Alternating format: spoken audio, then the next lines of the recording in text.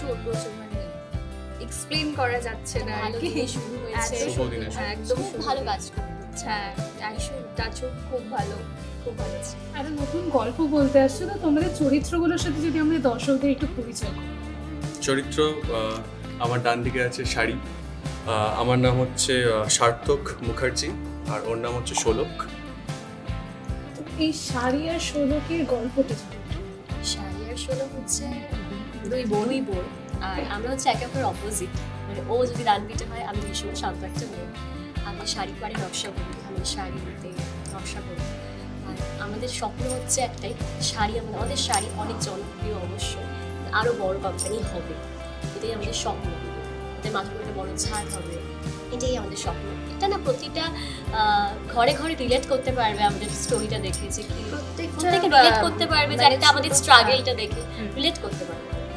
বাকিটা দেখার জন্য তো চোখ রাখতে হবে। আর ব্লুজ প্রোডাকশনের কাজ, স্নেহাশিস প্রোডাকশনের কাজ, এবং অবভিয়াসলি কারণ আমি বলি স্নেহাশিসের সঙ্গে আমার একটা সেকেন্ড প্রজেক্ট, এবং I am really grateful that দাদা আবার আমার উপর বিশ্বাস রেখেছেন। অ্যান্ড আমরা জানি যে দাদা বছরের বছর কীভাবে একটার পর একটা হিট প্রজেক্ট আমাদের ইন্ডাস্ট্রিতে দিয়ে এসেছেন। অ্যান্ড আই বিলিভ দ্যাট ষোলক শাড়িও একটা ওরকমই প্রজেক্ট হতে চলেছে। গল্পটা খুবই ভালো, যেটাও বললো, এবং আমি ওর থেকে একটু এগিয়ে বলছি যে ওরা দুই বোন শাড়ি বিক্রি করে, এবং শাড়ি পাড়ে সুন্দর গল্প লেখে নকশি করে সেটাকে বিক্রি করে। এবং আমার বাড়ির যে একটা কোম্পানি আছে সেটার নাম হচ্ছে পার ইন্ডাস্ট্রিজ, এবং সেটাকে কন্ট্রোল করে হচ্ছে অননাদি। তো আমরা ওদের কাছ থেকে শাড়ি ইম্পোর্ট করে সেটাকে আমরা বিক্রি করি। সুতরাং এইভাবেই একটা ওদের আর আমাদের মধ্যে একটা দ্বন্দ্ব লাগবে, এবং যেটাতে আস্তে আস্তে আমরা স্টোরিটা এগোবো আর কি। ষোলকের শাড়িকে তো খুবই লড়াই করতে হচ্ছে জন্য। ষোলকের শাড়িকে প্রচন্ড মারপিট, আমাদের স্বপ্নের জন্য লড়াই মারপিট দাঙ্গাদাঙ্গি করছে, এবং ওই করতে করতে দুজনে ইনজিওর হয়ে পড়েছে, পা চোট পেয়েছে, এবং সেটা নিয়ে আবার শুটিং কন্টিনিউ করেছে। তো এইসব চলতে থাকছে, এইসব হাসি ঠাট্টা এবং বিভিন্ন চ্যালেঞ্জেসের মধ্যে দিয়ে আমরা এই প্রজেক্টটা শুরু করেছি। এবং NT1-এ আমরা এই গত 2 দিন ধরে প্রজেক্টটার শুটিং করছি। খুবই ভালো একটি পরিবেশ এবং খুবই ভালো সেট অফ অ্যাক্টার্স আমরা এটাতে পেয়েছি। আমাদের এই প্রজেক্টটাতে মৈত্রীদি আছে, কৌশিকদা আছে, নীলদা আছে, সোমাদি আছে, এবং আরও অনেকে রয়েছেন, অননাদি আছে, দেবজয়দা আছে, এবং খুব সুন্দর একটা পরিবেশের মধ্যে আমরা শুটিংটা স্টার্ট করেছি। খুব ভালো চলছে। আউটডোরে আমি ছিলাম না, আউটডোরে ওরা ছিল, বলতে পারবো। খুব মানে হাসি মজা পায়ে লাগা সবকিছুর মধ্যে একদম প্রথম থেকে যাওয়া থেকে একদম সুন্দর করে আমরা গিয়েছি, প্রচুর আনন্দ করে একসঙ্গেই গিয়েছি সবাই মিলে। পৌঁছে সকাল থেকে একদম আমরা লেগে পড়তাম, ভোর 5টা থেকে সারাদিন শুট করেছি, আবার আনন্দ করেছি একসঙ্গে, খাওয়া দাওয়া সবকিছু খুব ভালো, খুব ভালো। আবার আশা অনেক কিছু শিখেছি, শিখেছি। মানে ওদের জন্য এটা খুবই মানে চ্যালেঞ্জিং, প্রথম প্রজেক্ট করছে, এবং প্রথম প্রজেক্টে নর্মাল সিন বা ড্রয়িং রুম ড্রামা দিয়ে না, ওদের একেবারে মাঠে নেমে মারপিট করতে শুরু হয়ে গেছে, মাঠের মাঝখানে। সবই তো হলো, কিন্তু একটা জিনিস প্রমোতে যেটা দেখা যাচ্ছে, দুজনে মিলে একসাথে আগুন নেভাচ্ছে। কার মনে কতটা আগুন লাগলো শুনতে? কার মনে এখনো মনে আগুন বলতে পারবো না মনে আগুন লেগেছে কিনা, কিন্তু এটা মনের মানে সততার দিক থেকে, ভালো দিকটা, এটা হিউম্যানিটির দিক থেকে সেই আগুনটা আমি নেভাতে গেছি। যে দুজনে গরিব বোন এরকম শাড়ি ফাড়ি বিক্রি করছে, আগুন লেগে গেছে, ক্ষতি হচ্ছে না। এটা প্রেমের আভাস পাওয়া যাচ্ছে, কিন্তু প্রেমের আভাসটা যত আস্তে আস্তে গল্প এগোবে, অবশ্যই প্রেম তো একটা অ্যাঙ্গেল থাকবেই, এবং সেটা একমাত্র দাদা বলতে পারবে, আমি তো বলতে পারবো। আমার চরিত্রটা খুব খুশি, হ্যাঁ, তার কারণ আমি 1 বছর ধরে যখন কাজ করে গেছি, শুধু ভালো মানুষের, ভালো মা, ভালো বউ, ভালো মেয়ে, এইরকমই তো সারা জীবন করতাম যখন, তখন আমার ভীষণ মনে হতো যে ভেতরের খিদেটা না আমাকে আরো অন্য কিছু করতে চাইছে, কিন্তু কেউ এটা মানতো না, সবাই বলতো যে না না তুমি পজিটিভ, তুমি পজিটিভ। তো সেইখান থেকে দাঁড়িয়ে যখন অন্য চরিত্র পেয়েছি, তখন সেটা আমার কাছে বিরাট, যে কোনো শিল্পীর কাছে বিরাট তৃপ্তি, কারণ আমরা তো নানান ধরনের চরিত্র করতে চাই। দাদা আমাকে আগেও দিয়েছেন নেগেটিভ চরিত্র, আমি জগদ্ধাত্রীতেও একটা অত্যন্ত দুষ্টু মন্ত্রী হয়েছিলাম, এবং মানুষজন মানে আমি ওই জিনিসটা আর কোথাও পাইনি যেটা আমি জগদ্ধাত্রী করে পেয়েছি। জগদ্ধাত্রী 7 দিন টেলিকাস্ট হয়েছে, রাস্তা দিয়ে গাড়ি যাচ্ছে, আমাকে গাড়িতে মুখ ঢুকিয়ে লোকে বলে যাচ্ছে যে কাকুরি দেবী কেন করছেন, মানে এইটা আমার যে কি আনন্দ হতো, এবং এই যে চরিত্রটা সেটা না ওইরকম করাপ্টেড ক্যারেক্টার নয়, এটার একটা অদ্ভুত, এর মধ্যে কিন্তু একটা কি বলবো, একটা অদ্ভুত গ্র্যাভিটি আছে, অদ্ভুতের মধ্যে একটা পার্সোনালিটি আছে মহিলার মধ্যে। কিন্তু ইনি যেটা করছেন, ইনি যে ছেলেকে বারণ করছেন কি বরকে যেটা বলছেন, সেটা কিন্তু বিশ্বাসের জায়গা থেকে, যে আমরা যে জায়গায় যে স্ট্যাটাস বিলং করি সেখানে ওটা মানায় না। মানে এটা কিন্তু ওই রকম মানে খুন করে দিচ্ছে, মেরে ফেলছে, ওই টাইপের দুষ্টুমি না, এই বিশ্বাসযোগ্যতার থেকে ওই কাজটা করছে, সেটা আমার কাছে ভীষণ ভালো লেগেছে চরিত্রটা। বাকিদের সাথে কাজ করা দুজন তো এবার নতুন, কি বলবে? এইটাতে এখন প্রায় প্রত্যেকটা নতুন প্রজেক্টে যখন শুরু করি আমরা নতুন নতুন ছেলে মেয়ের সঙ্গে পাই এবং সেটা আমাদের খুব মজার লাগে। এবং অনেস্টলি আমি বলছি, আমি দ্বীপ জেলে যাই করার সময় থেকে এই নতুন ছেলে মেয়ে পেতে শুরু করেছি এবং আমি দেখেছি মোস্ট অফ দ্য কেসেস, মানে 90% কেসে আমি দেখেছি সবাই ভীষণ পোটেনশিয়াল ছেলে মেয়ে আসে এবং তারা ভীষণ খাটতে পারে এবং আমাদেরও না তাদের থেকে অনেক শেখার থাকে। গল্প শুনে তোমার কাছে আলাদা কি মানে স্পেশাল কি লেগেছে তোমার, মানে এর আলাদা ইউএসপি কি মনে হয়? কিভাবে তোমাকে অ্যাট্রাক্ট করেছে? মানে ওই ইউএসপি জিনিস করছে আমাকে তো সর্বপ্রথম অ্যাট্রাক্ট করেছে আমার নিজের চরিত্র। মানে আমি সত্যিই বলছি, আমি বোঝাতে পারছি না, আমি কিন্তু চরিত্রটা আমাকে না খাটতে হবে, কারণ আমার মানে একটা চরিত্র তো শুধু ডায়লগ বলে দিলে হয় না, তার পুরো বডি ল্যাঙ্গুয়েজ, তার ভাবনা চিন্তা। এবং যেখানে এই চরিত্রটা আমি যেটুকুনি সিন পেয়েছি দাদার থেকে, এখনো দাদার সঙ্গে বসা হয়নি, সুযোগ হয়নি, আমি যেটুকুনি দাদার কথা শুনে ফিল করেছি, যেটা আমি বললাম, মহিলা খুব বিশ্বাসযোগ্যতার জায়গা থেকে কথাগুলো বলেন। তো সেই মানে তার কাছে তাদের বংশের সম্মান, তাদের স্ট্যাটাসটা অনেক বেশি ইম্পর্টেন্ট। তো আমাকে না আমার ভেতরে সেটাকে আনতে হবে, এটা আমার হোমওয়ার্ক। আমি ওটা যদি আনতে না পারি চরিত্রটা ফুটবে না। তো এইটা আমার কাছে, আমি যার জন্য এখন পুরো কনসেন্ট্রেশন আমার চরিত্র নিয়ে।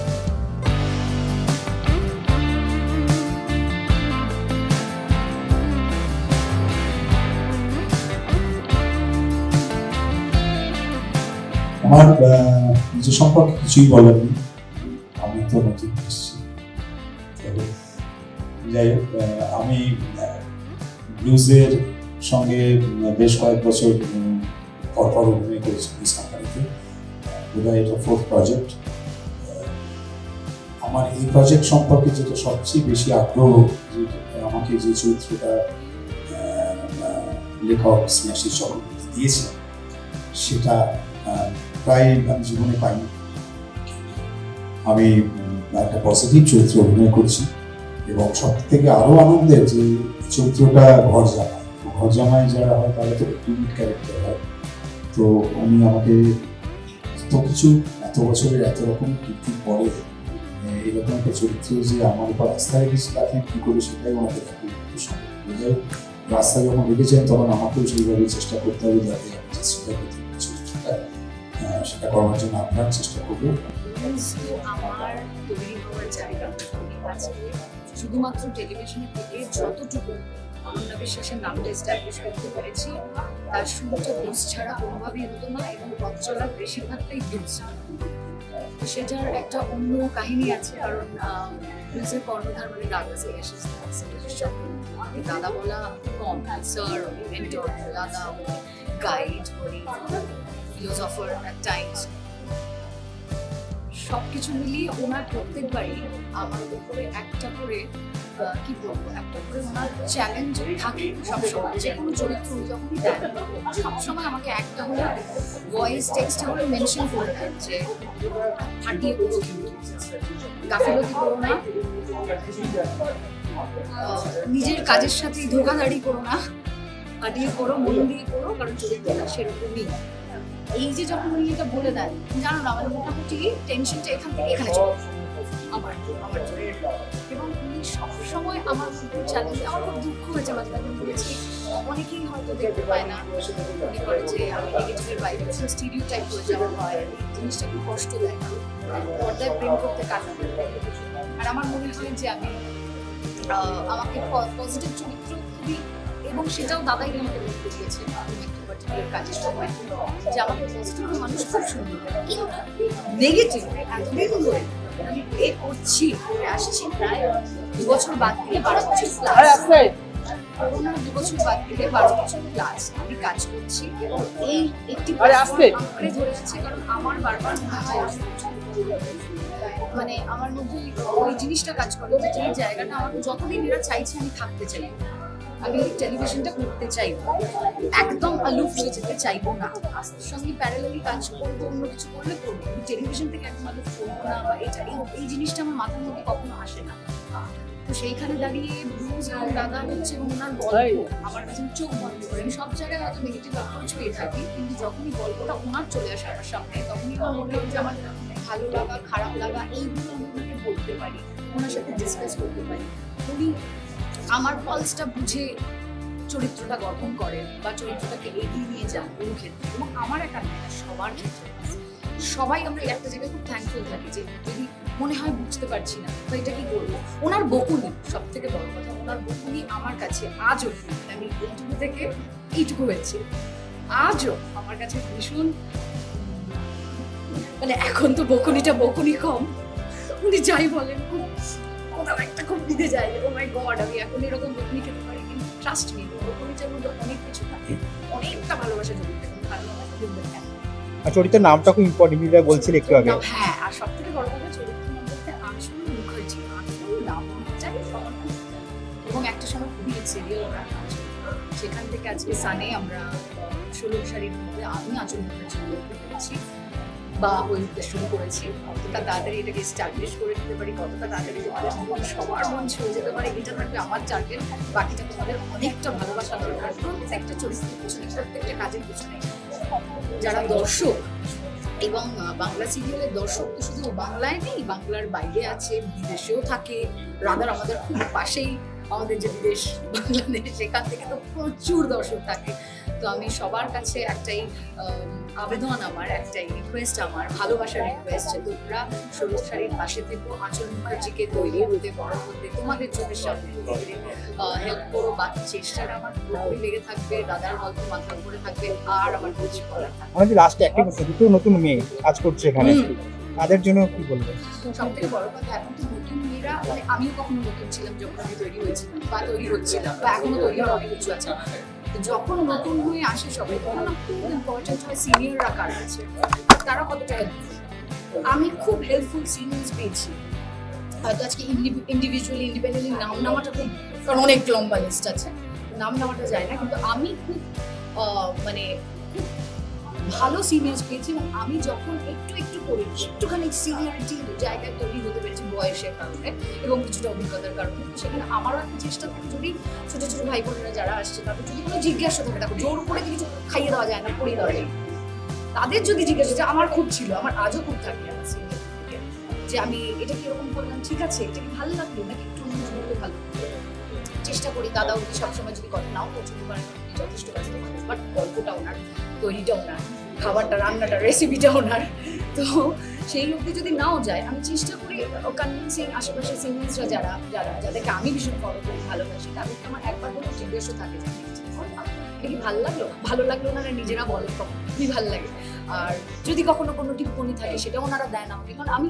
নিতে প্রস্তুত। তো আমি যারা ছোটরা আছে যারা নতুন এই প্রফেশনে ইনভলভ হচ্ছে বা এই কাজটার সাথে ইনভলভ হচ্ছে, ভালোবাসাটার সাথে ইনভলভ হচ্ছে, আমার কাছে তো কাজের আগে ওটা ছিল ফ্যাশন, যেটা ছোটবেলা থেকে তখন আমি ভাবিনি কাজটা কবে মানে প্যাশনটা কবে প্রফেশন হয়ে দাঁড়ালো, জাস্ট চোখের নিমেষে হয়ে গেছে আমার সামনে। তো আমি অলরেডি ব্লেসড। তো যারা আমার মতো ব্লেসড বাচ্চা কাচ্চারা এখন ঢুকছে তাদেরকে বলবো তারা যদি ওপেন থাকে তাহলে আশেপাশে সিনিয়রদের অনেক সুবিধা হয়, তাদেরকে একটুখানি অভিনয় কাউকে শিখিয়ে দেওয়া যায় না, টেকনিক্যালিটিসগুলো বুঝিয়ে দেওয়া যেতে পারে, টেকনিক্যালি সাউন্ড করে দেওয়া যেতে পারে, সেই সাউন্ডনেসটা মাথার মধ্যে থাকে না, ক্ল্যারিটিটা থাকে, তাহলে অভিনয়টার দিকে মনোযোগটা অনেক বেশি তাদের দিতে পারে। আমি কথা বলতে গেলাম ওদিক থেকে লাইটটা লাইটটা পেলাম না, আমার সাউন্ডটা গেল না, এগুলো তো অবস্ট্রাকশন। এই জিনিসগুলোতে একটু সাউন্ড উঠলে অটোমেটিক্যালি যারা ভালোবাসে তারা কাজটা ভালোবাসে। 10 তারিখ থেকে আসছে অনিয়া, এটা একটু বলে দাও। তো আমাদের 16 শাড়ি 10 তারিখ থেকে আগামী 10 তারিখ মানে 10th ফেব্রুয়ারি 2025 সবার সামনে সান বাংলার পর্দায় টিভিতে আসছে ঠিক সন্ধ্যে 7:30 সুন্দর সময়, সবাই তখন মোটামুটি বাড়িতে টিভির পর্দায় থাকে। তো এই মুহূর্তে আমার একটা রিকোয়েস্ট থাকবে 7:30 থেকে অবশ্যই সান বাংলাটায় দেখতে হবে, মানে ওইটা যেন খোলা থাকে এবং 16 শাড়ি যেন দেখা হয়। 94-95 থেকে দূরদর্শনে অভিনয় করছি এত বছর ধরে। তাই যখন নতুন কাজ আছে সবসময় চ্যালেঞ্জিং লাগে। দূরদর্শন থেকেই আমাদের বড় পথ, তারপর সিনেমা, ওয়েব সিরিজ, কিন্তু স্নেহাশিসদের সঙ্গে বহু বছর কাজ করেছি। জগদ্ধাত্রী আমার লাস্ট কাজ ছিল, তারপর আমি 1 বছর টেলিভিশন করি। ভালো লাগছে কারণ টেলিভিশনে সবসময় একটা শিক্ষা থাকে, সবসময় প্রতিটা সিন চ্যালেঞ্জ। ষোলক শাড়ি নামটাও কোনো মেয়ের নামে ছবি দেখা যাচ্ছে। এটার সঙ্গে আমার চরিত্রটা প্রচন্ডভাবে জড়িত। আমার চরিত্রটা আমি এইরকম খুব অশিক্ষিত নায়িকা চরিত্র কম করেছি। একটা পড়াশোনা নিয়ে করতে পারে না, কিন্তু শাড়ির জগতে খুব বড় চল করতে চায়, রং করতে চায়, শাড়ির ব্যবসা 1 নম্বর হতে চায়। এই জন্য গ্রাম আর শহরে সাপ্লাই করে শাড়ি। ষোলক শাড়ির সঙ্গে লড়াই, এই লড়াইটা খুবই জমজমাট হবে। ওদেরকে সাপ্রেস করার জন্য লোকটা নানা প্রক্রিয়া একটু নেগেটিভ শেডস মনে হবে। পরবর্তীকালে জানা যাবে যে আমারই বংশধর, মানুষ প্রথমেই জেনে যাবে সেটা পুরো এপিসোডে, এই লোকটা জানবে না। তো সেই নিয়ে একটা সাসপেন্স তৈরি হবে, রহস্য তৈরি হবে। তার পাশাপাশি শহরের একটা গল্প তো আছে, শহরের মেয়ের সঙ্গে গ্রামের মেয়ের সঙ্গে শহরের মেয়ের একটা বিয়ে হবে, সেই নিয়ে সিস্টারগুলো থাকবে। সেটা খুব সুন্দরভাবে সেটা পুরোটা করতে পারে যাতে মানুষের সঙ্গে উৎসুকতা থাকে। প্রতিদিনের লড়াই, প্রতিটা সিনের লড়াই।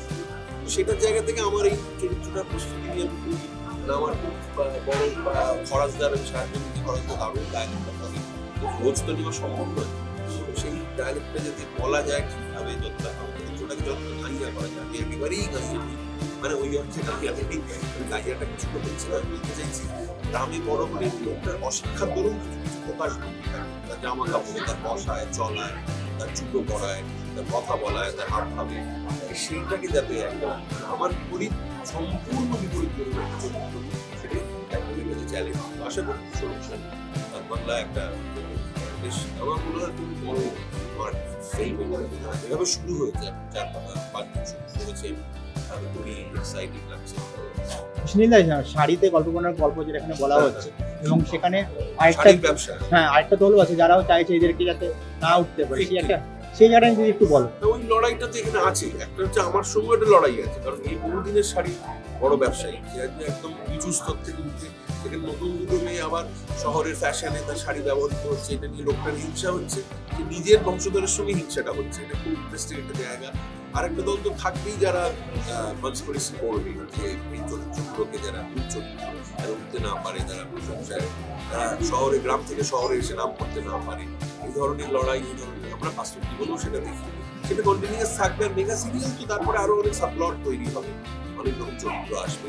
বেসিক লড়াইটা হচ্ছে এইখানে শাড়ির জগৎ, এবং সেই কারণেই লেখাটাও সুন্দর শাড়ি। আমার মনে হয় সেটা, এবার পুরো গল্পটা তো জানা নেই, কিন্তু আমার মনে হয় যে প্রেক্ষাপটে শাড়ির জগৎকে নিয়ে তার সঙ্গে ফ্যাশন জড়িত, তার সঙ্গে একটা কলকাতার বনেদি পরিবার জড়িত, সব মিলিয়ে একটা সংঘাতও থাকবে, আর ভালো মেলবন্ধন হবে নিশ্চয়ই।